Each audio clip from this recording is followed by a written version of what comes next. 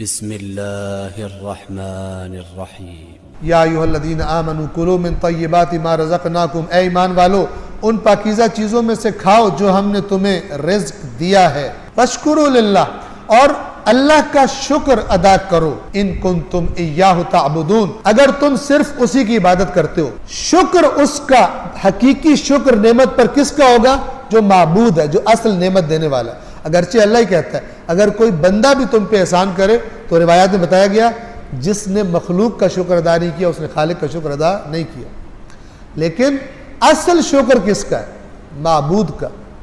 اور معبود کے کہنے پر جو کوئی مثلا میری ہیلپ ہو گیا، میرا کوئی مسئلہ حل ہو گیا تو میں اس بندے سے بھی کہتا ہوں کہ آپ کا شکریہ، یہ شریعت کا حکم ہے۔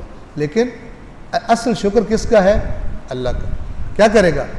خدایا تیرا شکر کہ تو نے مثلا اس کو وسیلہ بنا دیا، اگر تو اس کو نہ بھیجتا تو میرا یہ مسئلہ حل نہ ہوتا، اور اللہ تعالیٰ اسباب سے کام کرواتا۔ واشکروا للہ ان کنتم ایاہ تعبدون، اور اللہ کا شکر کرو اگر تم اسی کی عبادت کرنے والے ہو۔ انما حرم علیکم المیتۃ والدم ولحم الخنزیر وما اہل بہ لغیر اللہ، چند چیزیں جو حرام ہیں۔ یقیناً اس نے تم پر مردار جو شرعی طریقے سے ذبح نہ ہوا ہو، جو دین کے بارے میں سنجیدہ نہیں ہوتے، وہ بعض دفعہ بڑی الٹی حرکتیں کرتے ہیں۔ ایک ہمارا دوست تھا کالج کے زمانے کا، وہ چلا گیا کسی یورپین کنٹری میں، یونان میں تھا وہ، تو میں ایران میں تھا، اس نے مجھے فون کیا ایک دن اور کہا کہ یار یہ تھوڑا بتاؤ، ادھر تو کھانے کا بڑا مسئلہ ہوتا ہے۔ تو کہتا ہے چکن کا تو میں مسئلہ حل کر لیتا ہوں، باقی چیزوں کا کیا کریں؟ میں نے کیسے حل کرتے ہو؟ کہتے ہیں جب چکن سامنے آتا ہے میں کہتا ہوں نعرہ تکبیر اللہ اکبر، کھا جاتا ہوں اس کو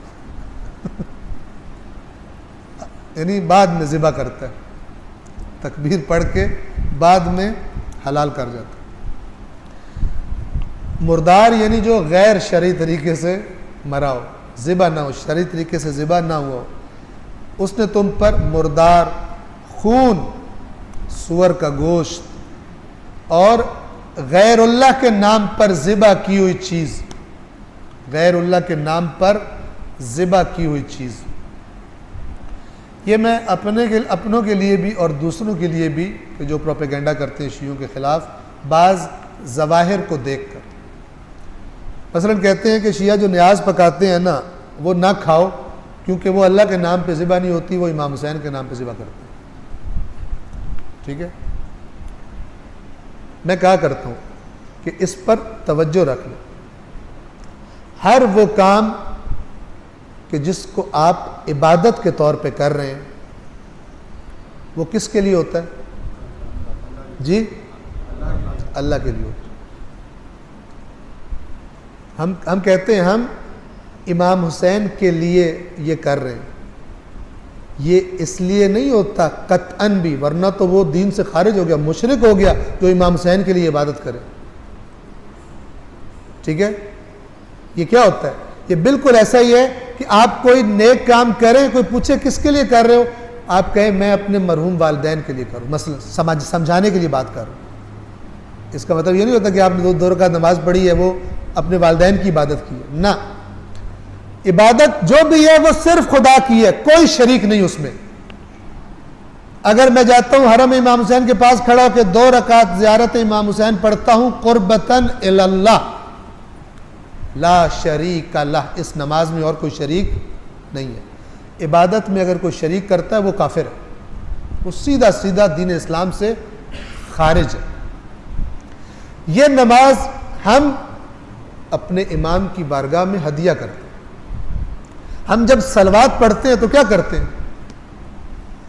اللہ نے کہا بھیجو، یہ ہم ہدیہ کرتے ہیں امام، ورنہ صلوات میں پکارتے کس کو ہیں؟ اللہم صلی علی محمد و آل محمد، اے اللہ تو رحمت نازل فرما محمد و آل محمد پر۔ ہم نہیں سمجھ سکتے کیا مطلب ہے اس کا، لیکن اللہ نے کہا اور کہا یہ کرو، تو اللہ کوئی لغو کام نہیں کرتا جس کا رزلٹ کوئی نہ ہو۔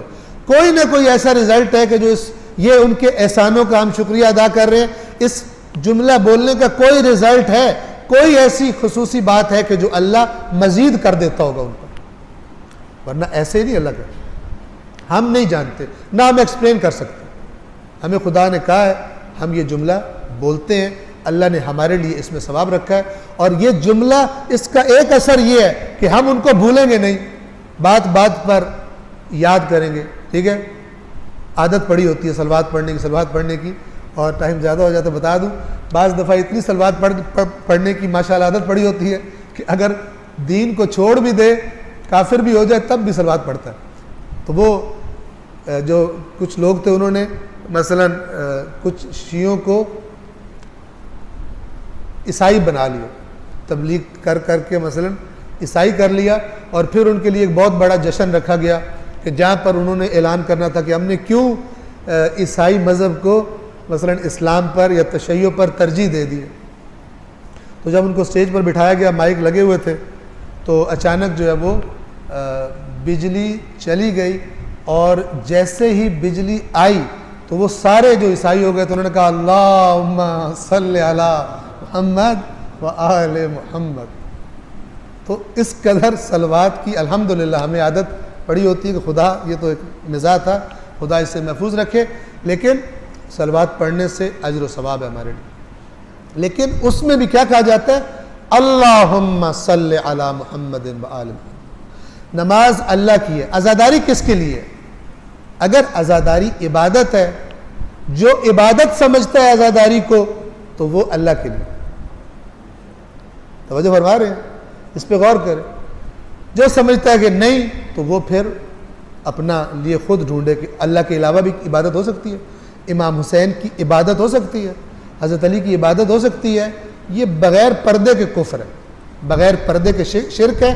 اس کو قرآن وہی کہے گا, جیسے قرآن نے کہا نا کہ بتحقیق وہ لوگ کافر ہو گئے جنہوں نے کہا عیسیٰ اللہ ہے, تو وہ کہے گا بتحقیق وہ لوگ کافر ہو گئے جنہوں نے اللہ کے علاوہ کسی اور کو معبود بنا لیا, اس کی عبادت بھی کرتے ہیں. عبادت صرف کس کی ہوتی ہے؟